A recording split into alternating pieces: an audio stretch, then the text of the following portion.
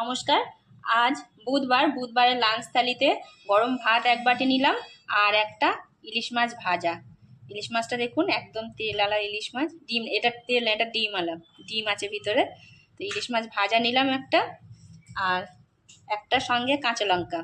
আর ইলিশ মাছ থাকবে আর সঙ্গে তেল থাকবে না, সেটা তো হয় না। ইলিশ মাছের তেল নিচ্ছি, আর ইলিশ মাছের তেল তো নিয়েছি, মাছ ভাজা নিয়েছি। এবার মাছের মাথা দিয়ে পুঁই শাক কুমড়ো চচ্চড়ি। চচ্চড়িটা দেখে বুঝতে পারছেন খুব সুন্দর হয়েছে। তো এটা নিয়ে নিচ্ছি। এই যে কচু আর আলু দিয়ে ইলিশ মাছের ঝোল করেছি, তো এটা নিয়ে নিচ্ছি।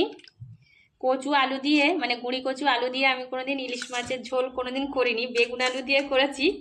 তো কচু দিয়ে কোনোদিন করা হয়নি, খাওয়া হয়নি। তো দেখে তো মনে হচ্ছে খুব সুন্দর হয়েছে, আর খুব সুন্দর একটা গন্ধ বেরোচ্ছে। তো এই হলো আজকে।